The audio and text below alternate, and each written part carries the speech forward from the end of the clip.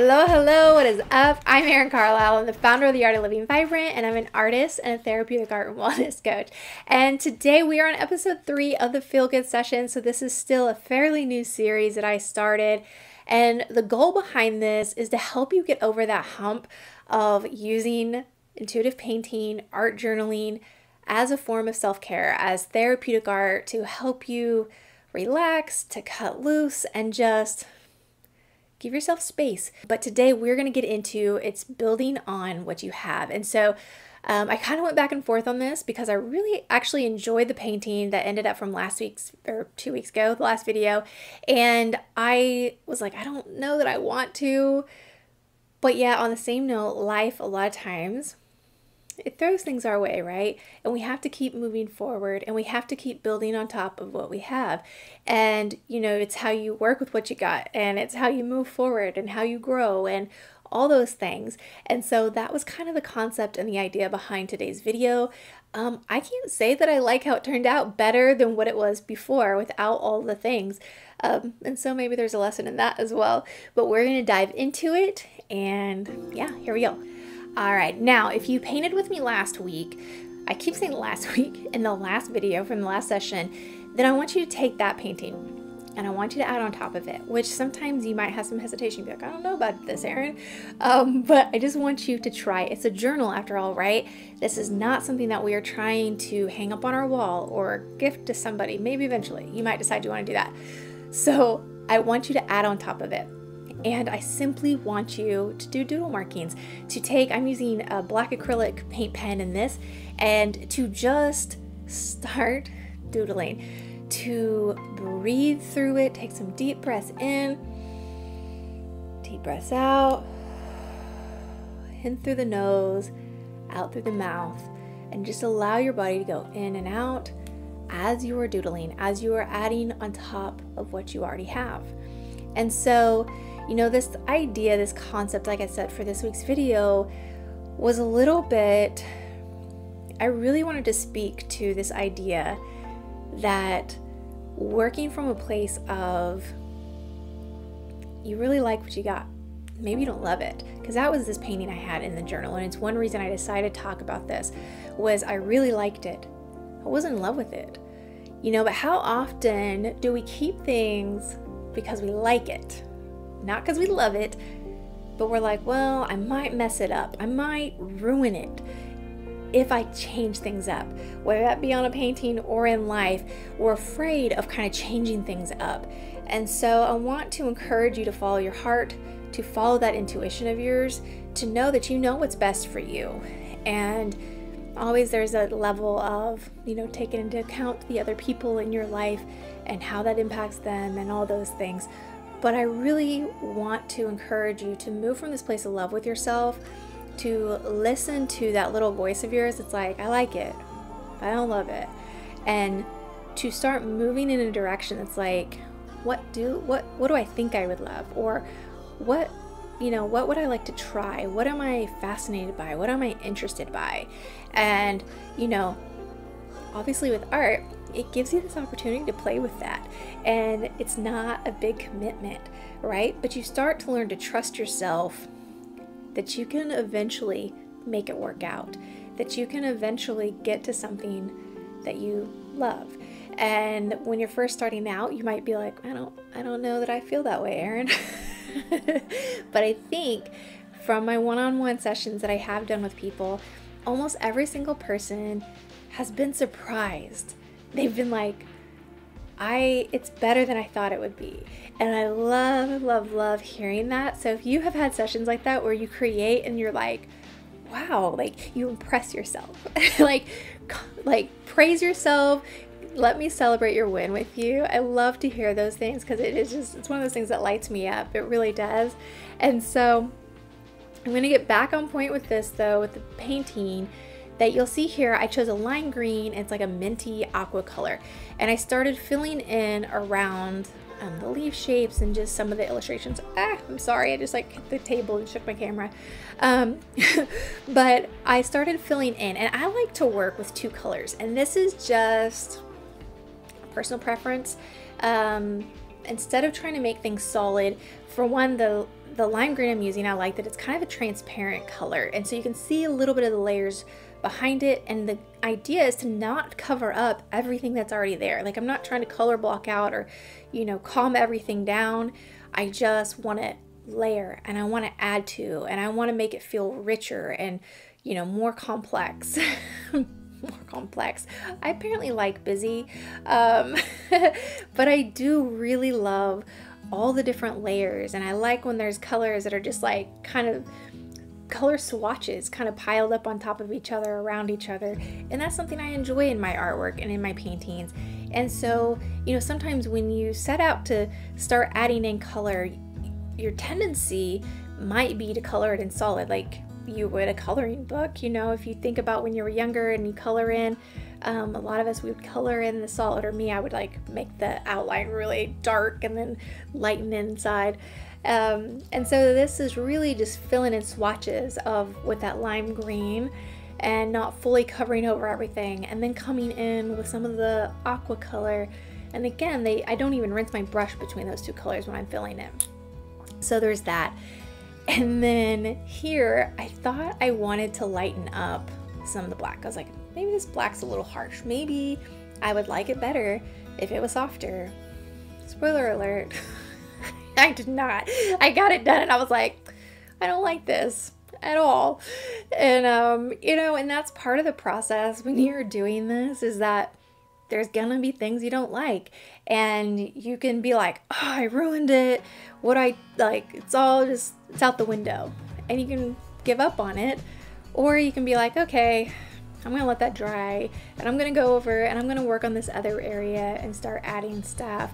And there is a point sometimes, if you start feeling like you're just like, oh my gosh, like, I don't know, it's not working, I don't like it, to just take a few deep breaths and to be like, maybe it's time to end this session because I'm not getting what I need out of it, you know. And when you catch yourself in that super judgmental, like critical dialogue with yourself, you need to stop it in its tracks and be like, girl, this is just art. This is just a journal, and it really does not matter that much. The idea here is that I am zoning out for a little bit, and I am just letting myself relax and taking those deep breaths in and out while I am doing it, and to focus really on, you know, your intention for how you want to feel. And I know that this sounds so simple, but I talk a lot about, you know, when you really start getting into the journaling and with like the thought work and the emotional side with painting, and making that connection between your thoughts and, you know, the emotions that it's creating, then you can start understanding your actions and the behaviors and maybe why they're not in alignment with the type of life you want to be leading, or, you know, the goals and the things you set. You know, sometimes it's like we have this idea of how we want to be, how we want to live our life, the way we want to move through life, and yet our actions don't line up. And then we can get discouraged because we're like, why am I not being in alignment? Why is there such a disconnect? And I think that disconnect can really leave us feeling disheartened sometimes. It can leave us feeling anxious and a lot of anxiety because it feels more out of our control, I think.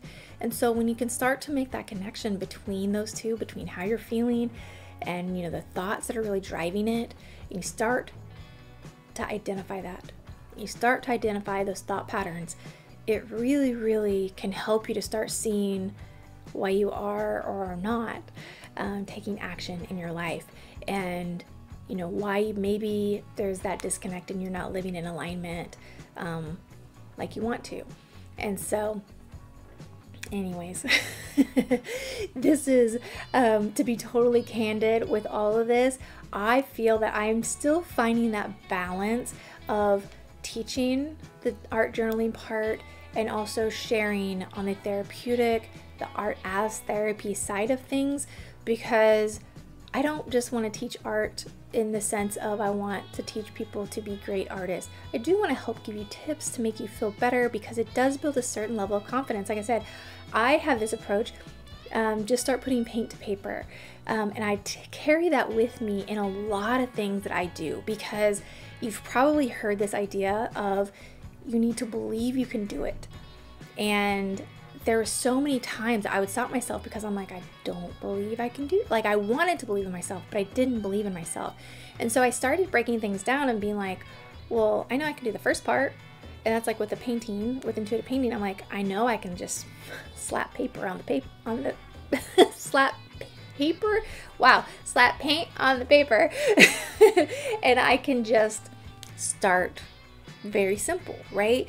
And then I can start making marks and start adding those little details in, and over time it will grow. And that's what you'll see with these paintings. And I hope in time that you will start to gain that confidence, that it starts with those first 1 or 2 steps that you're like, okay, I could do that. And then you surprise yourself, because it's like, here comes step 3 and 4, and you're building on top of it, and you figure it out as you go. And really, when you start developing that mindset about stuff, instead of thinking like, I need to believe in this, whatever goal it is you want, it's like, no, you don't have to actually believe fully in that. You need to believe in your ability to do the first 2 to 3 steps that are going to get you towards that, and then you can work on figuring out those steps as you go, because you'll gain that confidence in the first bit, and that confidence will help you in the next part.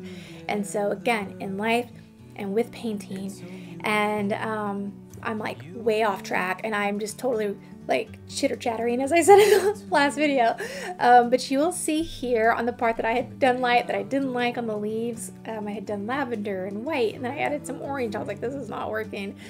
So I let it dry while I was filling in around the others, and then I came back with my paint pen, and I had been feeling kind of shaky. I injured my thumb really, really bad. It was kind of like a scary, we're building in a bench seat in our house, like our dining room kitchen area, and I jammed my thumb and I bent the nail back, and it hurt really bad. It was like the day before I did this.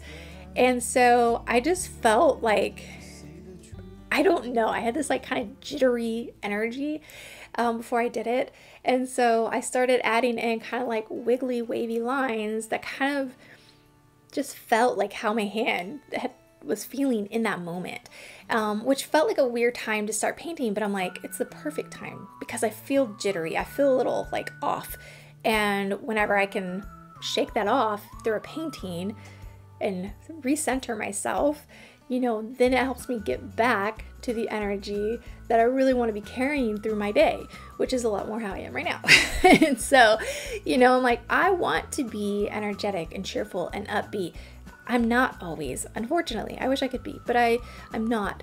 But I do know how to recognize it when I'm off and take some breaths and recenter myself. And whenever it really gets where it feels like a lot more, painting is that spot for me.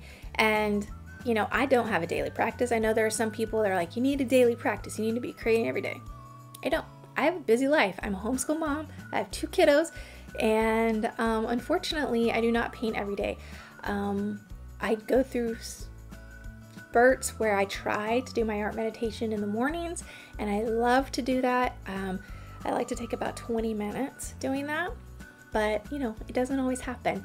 So I'm going to do just a close-up real quick. The painting is through so you can see how rough it is. I went over the black marks. I covered over things. Nothing is perfect. And that is what I want you to think about as you are doing this on your own, to let it be rough, to let it have that beauty that's rough around the edges, and that is okay. So thank you guys so much for being here. And until next time, peace and love.